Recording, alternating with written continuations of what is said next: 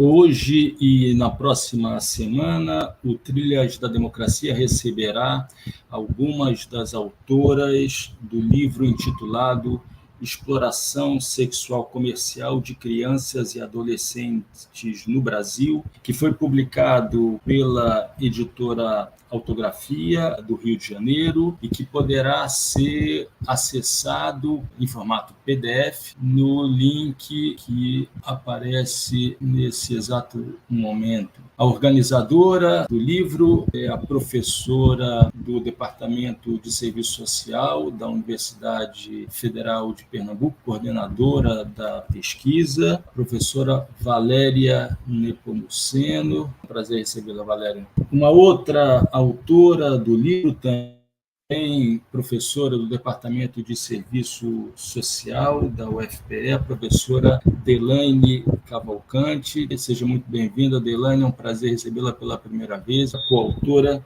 de 3 capítulos do livro. Seja muito bem-vinda, Delaine. E, por fim, a mestra em Serviço Social pela Universidade Federal de Pernambuco, pelo Programa de Pós-Graduação em Serviço Social, Mirela Vilar Cavalcante. Mirela, seja muito bem-vinda, é um prazer recebê-la no Trilhas da Democracia. Valéria, você organizou esse livro, que é resultado de uma pesquisa que tem como título Exploração Sexual de Crianças e Adolescentes no Brasil. Então, Valéria, eu lhe pediria, inicialmente, que compartilhasse junto aos ouvintes os objetivos iniciais e as principais conclusões da pesquisa. Em suma, que desse uma visão geral do que foi essa pesquisa premiada na categoria Produção de Conhecimento do Prêmio Neide Castanha. Por favor, Valério.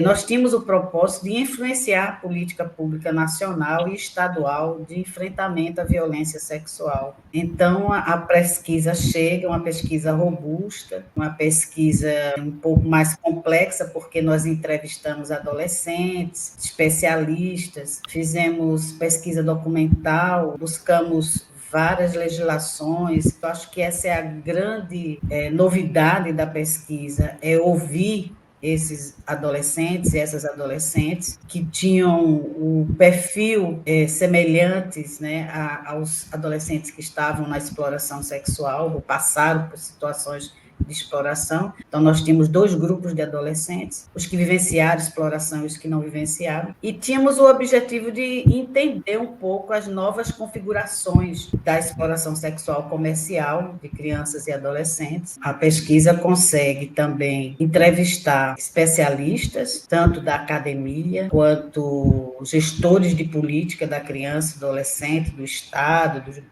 dos municípios, das organizações da sociedade civil, né? A sociedade civil tem aí 3, 4 décadas de atuação no enfrentamento à violência sexual. A partir da escuta dos adolescentes e das adolescentes, Marcos, eu acho que ficou um dos resultados principais é que o país não está conseguindo atender a demanda das vítimas de exploração sexual. A fala dos adolescentes mostra com muita evidência que os serviços não estão preparados, inclusive, para identificar as situações de exploração sexual. As sedes que recebem, tem os serviços que recebem esses adolescentes, são sedes mal estruturadas e que não estão preparadas para receber adolescentes que passam por essas situações. Acho que o principal recado, o resultado da pesquisa, vem dos próprios adolescentes. O Brasil tem uma dívida enorme com esses adolescentes, né, que são vítimas da exploração. Delaine, você participou da elaboração de 3 capítulos do livro, você participou da elaboração de um capítulo inicial, de natureza metodológica, um capítulo intitulado Exploração Sexual Comercial de Crianças e Adolescentes, Imbricações, Desafios e Limites ao Enfrentamento, e um 5º capítulo chamado Raça, Gênero, Sexualidade e Classe Social, Análise dos Documentos Nacionais sobre o Crime de ESCA. Você vai explicar aos nossos ouvintes o significado dessa sigla, por gentileza. Então, eu gostaria que você também compartilhasse quais foram as principais descobertas relativas a essas dimensões nesse processo violentíssimo de exploração sexual comercial de crianças e adolescentes no Brasil. Por favor, Delaine. Inicialmente, partindo da sigla ESCA, nós, enquanto equipe de pesquisa, fizemos já um posicionamento de entrada na pesquisa, né? Nós optamos por usar ESCA com 2 Cs, que seria a exploração sexual comercial de crianças e adolescentes. Em alguns documentos, inclusive documentos que foram por nós analisados, documentos importantíssimos e históricos da sociedade brasileira, evidenciando o grave problema da exploração sexual comercial de crianças e adolescentes, muitos desses documentos não se utilizam da marcação, né, do posicionamento comercial. E eu aproveito para dizer isso para já daí pensar no que é que nós encontramos com essas grandes dimensões, classe, raça e gênero, eu digo sexo e gênero, como partes, como imbricações da exploração sexual comercial de crianças e adolescentes em Pernambuco e no Brasil. Na coleta de campo já ficou muito evidenciado que nós estávamos lidando com um processo de exploração e opressão, de exploração sexual comercial de crianças e adolescentes, que fazia parte de um conjunto, de uma sociabilidade, uma organização social que, em sua origem, em sua estrutura, nas suas relações sociais, já estabelecem relações de poder, exploração e opressão. Então, nesse sentido, tanto na coleta com esses especialistas, ficou evidenciado que nós estávamos tratando de um fenômeno da exploração sexual comercial como um crime-negócio em que os corpos de crianças e adolescentes estão sendo comercializados para fins de satisfação sexual e para fins de dar movimento a esse crime-negócio no mundo inteiro, internamente nas redes interterritoriais, com migração dessas crianças, com aviltamento do corpo dessas crianças e adolescentes, e mundialmente com suas conexões nacionais e internacionais. Estamos diante de uma exploração sexual comercial que só tem esse arcabouço de sustentação, tanto ideológica quanto da própria comercialização, porque existem 3 grandes sistemas que estão imbricados, que são os 3 grandes sistemas. O sistema capitalista, que é aí onde a gente vê a desigualdade de classe, o sistema racista, onde a gente vê a desigualdade e os marcadores raciais, e os marcadores patriarcais, né? O sistema patriarcal, entendendo que as meninas estão em número muito superior na exploração sexual comercial, bem como na violência sexual, do abuso sexual que quase sempre acontece no seio da família, né? No ambiente doméstico. O número de meninas é muito superior em todos os dados coletados. Nós vemos aí uma divisão sexual em que as meninas e as mulheres elas se encontram muito mais vulneráveis a esse processo de comercialização. Essas crianças e adolescentes meninas, elas estão sendo cooptadas nos seus territórios, e são territórios periféricos, onde a maioria da população é formada pela população negra. Isso também é evidente em todos os dados e também foi evidenciado nas falas desses especialistas. A marcação de classe ela já está definida na sociabilidade. Nós chamamos até que é um enovelamento de opressões e explorações. E uma máxima que nós ouvimos reiteradamente pelos especialistas é que não haveria exploração sexual comercial nos moldes que nós conhecemos se não houvesse essa miséria que é fruto desse capitalismo, dessa organização societária. Então, esse crime ele precisa de uma rede que se movimenta facilmente, uma rede que também tem recursos, vamos dizer assim, recursos em abundância para que a capilaridade aconteça e também para cooptar agentes públicos. Isso apareceu, né, com muita gravidade nas falas. E o Brasil tem uma excelente inteligência para compreender o crime, mas tem pouca eficiência em enfrentar devidamente, do ponto de vista operacional, o crime. Mirela, quais são os marcos legais principais que norteiam as políticas públicas em execução hoje no país? E que políticas públicas são essas existentes e que não conseguem dar conta da gravidade do problema que é a exploração sexual comercial de crianças e adolescentes? Por favor, Mirela. Para começar, né, eu acho que afirmar que o nosso problema não está no campo dos nossos marcos legais, né? Temos diversos marcos legais que embasam, né, e reconhecem a violência sexual contra crianças e adolescentes, e aí tanto na sua forma de abuso, como também da exploração sexual comercial, como um crime, como uma violação de direitos humanos, né? Falar sobre isso é primeiro reconhecer que o nosso primeiro marco legal vai ser a Constituição de 88, né, quando demarca que crianças e adolescentes são sujeitos de direitos, né, e reconhece que esse segmento da população ele precisa ser protegido e salvaguardado de todas as formas de violência e ter um conjunto de direitos garantidos para que eles possam ser de fato protegidos e ter um desenvolvimento saudável, protegido e peculiar na sua fase de crianças e adolescentes, né? E aí esse reconhecimento no artigo 227 da Constituição, ele vai trazer de uma responsabilidade compartilhada, eu gosto de dizer sempre, uma responsabilidade compartilhada onde o papel principal é do Estado, mas envolve também as famílias e a sociedade em geral nessa proteção, né? Antes da Constituição, o que a gente tinha em vigor eram os códigos de menores, né? Em que tinha toda uma lógica da situação irregular, de crianças e adolescentes que estavam em situação de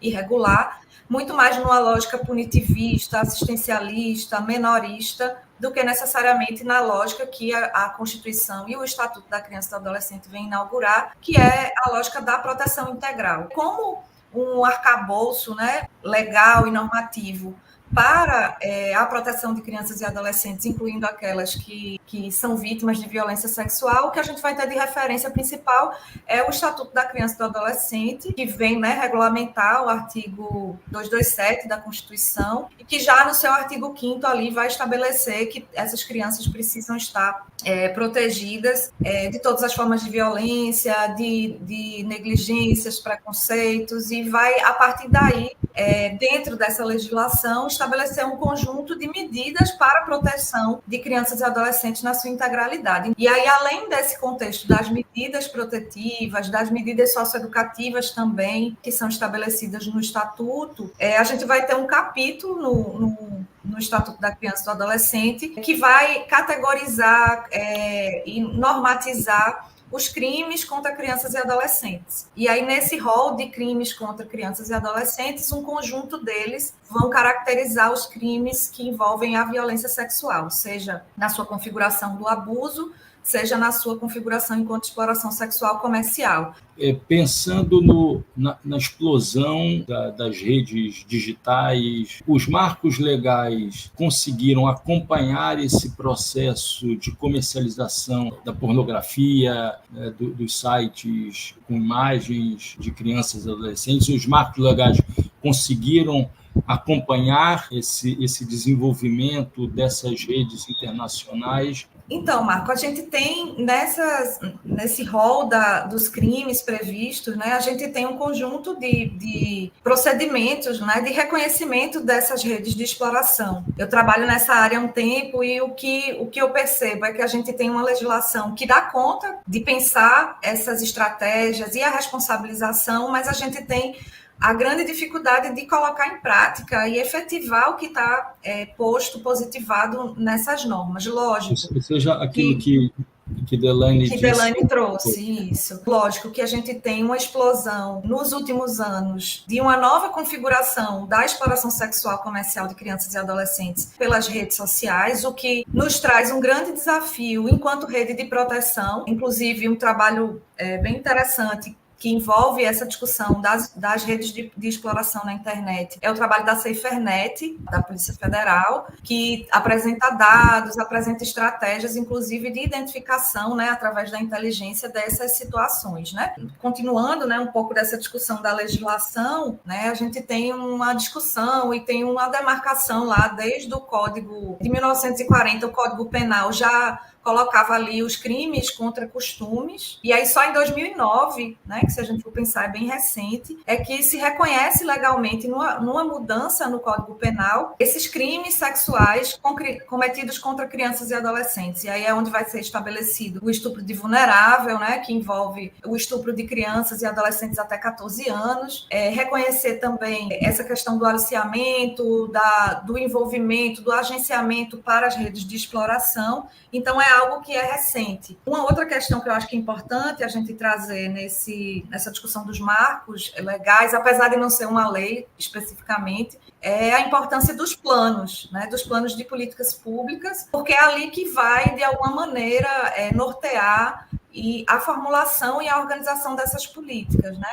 Já se passaram quase 17 meses do governo Lula III. O que vem sendo realizado nesse campo, né, do enfrentamento à exploração sexual comercial de crianças e adolescentes, depois da terra arrasada dos 4 anos do governo Bolsonaro e some aí os 2 anos de governo Temer? O que vem sendo feito e que vá além da redução de danos? Eu acho que uma primeira questão importante, né, é a recomposição, por exemplo, do próprio CONANDA, da legitimidade do Conselho Nacional dos Direitos da Criança e do Adolescente, o espaço de deliberação e de construção dessa política.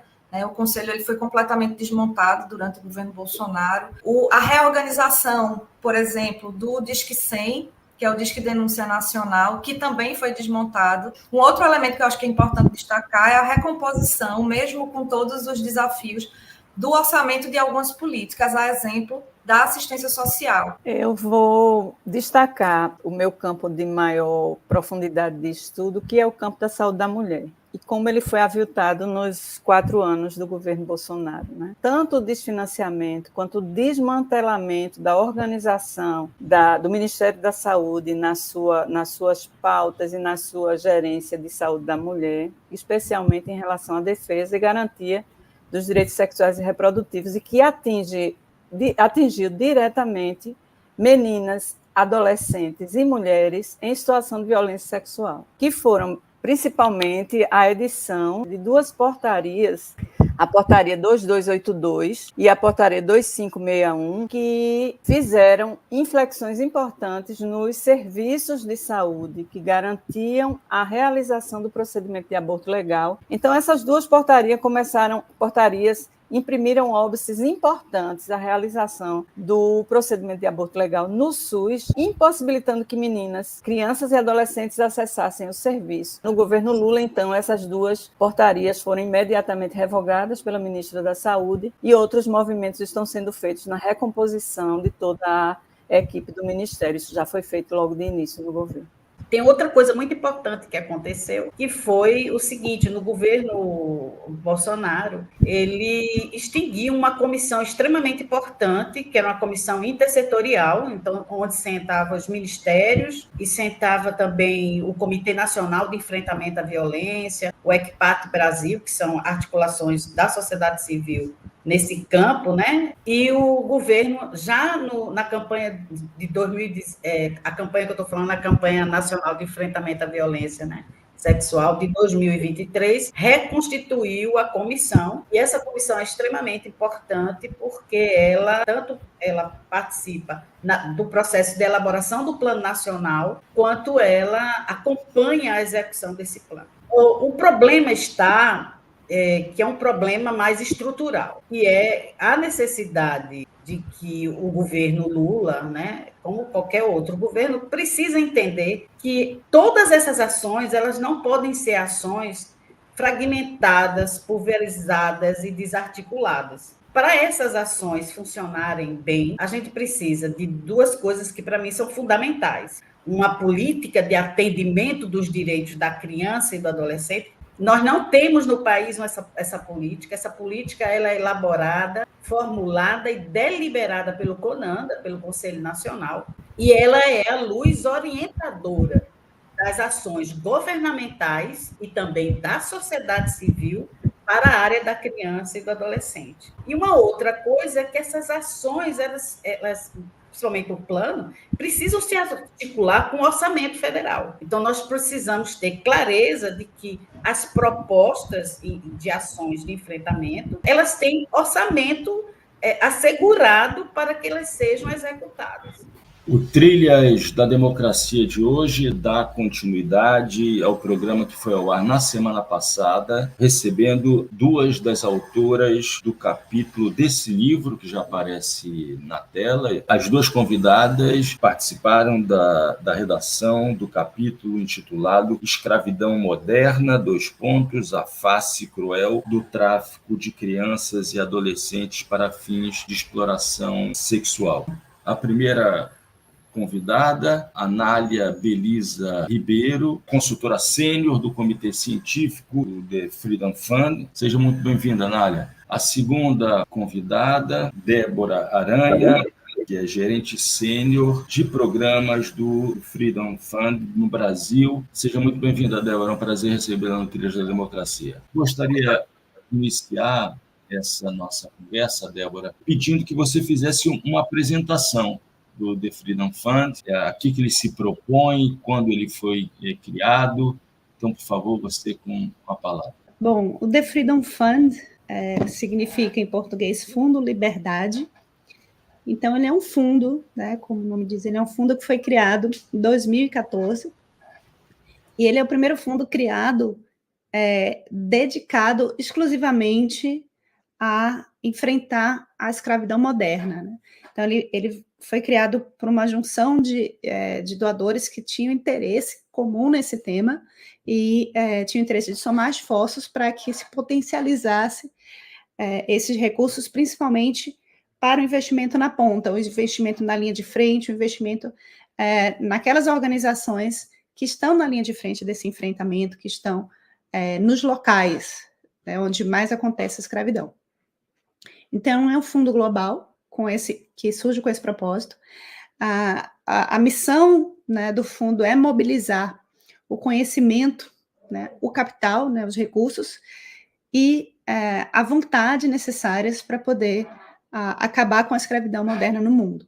E no Brasil, a gente atua desde 2020, e a gente tem hoje uma filial do fundo aqui no Brasil. Qual é o significado hoje de escravidão moderna e qual é o panorama dessa escravidão moderna no mundo atual? Então, a escravidão moderna, né, não existe uma definição legal, mas se entende por escravidão moderna um termo, digamos assim, guarda-chuva, que descreve várias situações que vão desde o trabalho forçado até a servidão por dívida e o tráfico de pessoas. Então, o trabalho forçado é aquele tipo de trabalho que a pessoa está, de certa forma, presa, né, naquela situação, ela está sendo explorada e ela tem a sua liberdade restrita, então ela não pode sair daquela situação, seja realmente por uma situação, né, de estar ali aprisionada, mas seja também por ameaça, por coerção, por uma forma enganosa do que foi prometido.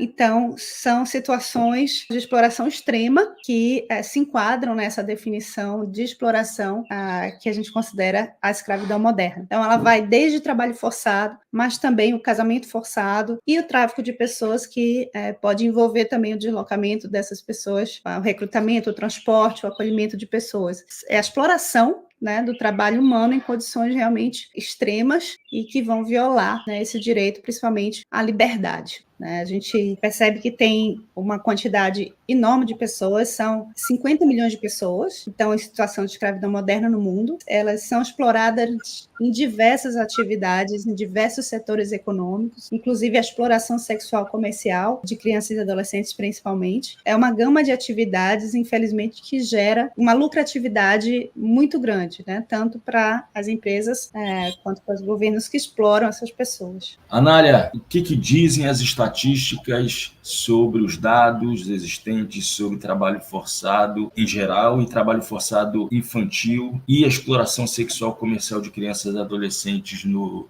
Brasil? Os dados não são muito animadores. O Brasil, apesar de ter no campo do enfrentamento ao tráfico de pessoas uma lei de 2016, a 13.344, que a gente cita no capítulo. Nós temos 3 planos nacionais de enfrentamento ao tráfico de pessoas. O Brasil se comprometeu a lançar o 4º plano no dia 30 de julho, que é o dia alusivo ao combate a esse tipo de prática criminosa, mas o Brasil não tem pesquisas atuais em nível nacional. Nós temos uma pesquisa que foi a PESTRAF, que foi realizada há 20 anos atrás. Os estados onde havia um desenho da política de enfrentamento ao tráfico de pessoas com núcleos onde os casos seriam encaminhados para o Poder Executivo, especificamente as secretarias de Direitos Humanos e Justiça, onde esses núcleos deveriam funcionar. Os aeroportos, rodoviárias e portos deveriam ter postos de atendimento e acolhimento a migrantes, acolhimento a casos, a vítimas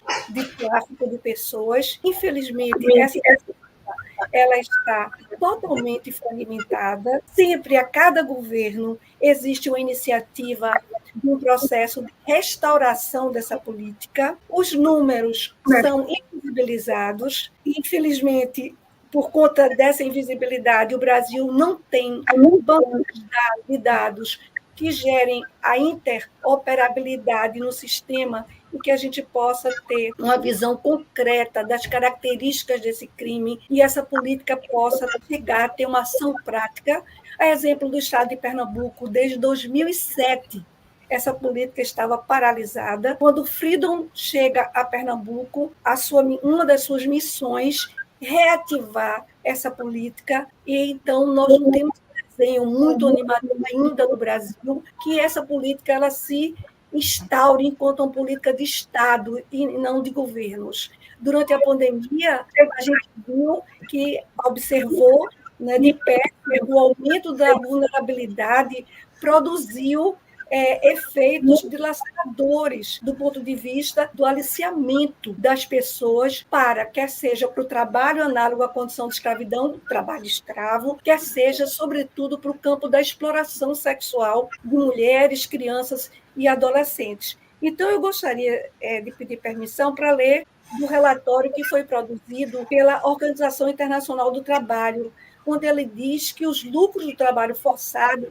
aumentam 37% em uma década no nosso país. E a exploração sexual é a atividade criminosa mais rentável deste universo do crime. Esse relatório é de que ano? Do ano de 2023. Então, é muito recente. E o que esse relatório fala especificamente da situação de crianças e adolescentes? Ele indica um dado muito sério de que a exploração sexual forçada envolvendo crianças e adolescentes e mulheres é a atividade ilegal que gera os maiores lucros para esses exploradores. E quase 28 bilhões em lucros por cada vítima. Na sequência, o trabalho forçado na indústria, ele gera 35 bilhões para esse mercado. A associação que costuma ser feita historicamente no Brasil é entre essas práticas mais retrógradas, a escravidão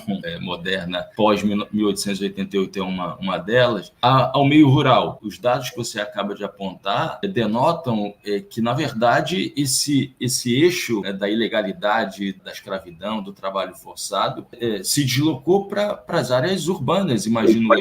Uma coisa que a gente precisa entender é a escravidão moderna ela está presente em praticamente tudo o que a gente consome, o que a gente utiliza. Então, ela está na nossa comida. Então, ela está ligada, assim, a essas atividades rurais. Mas ela também está na roupa que a gente usa, por exemplo, né? Nos próprios eletrodomésticos, eletrônicos, no computador, no celular. Os materiais que são insumos para a produção desses equipamentos também envolvem, muitas vezes, práticas de escravidão. Então, ela está presente em muitos aspectos da nossa vida, né? Também o Índice Global de Escravidão, que é um outro relatório produzido pela Walk Free, ele que trouxe esse número de 50 milhões, essa estimativa de 50 milhões de pessoas em situação de escravidão, isso significa uma em cada 150 pessoas no mundo está em situação de escravidão moderna. E ainda se acredita que esses números são subestimados. Então, é uma dimensão ainda muito presente na nossa sociedade. Aí a gente vai ter diferentes recortes de diferentes tipos de exploração. Existe o recorte de faixa etária. Então, globalmente, quase uma em cada 8 pessoas em trabalho forçado era criança. Então, é uma prevalência muito grande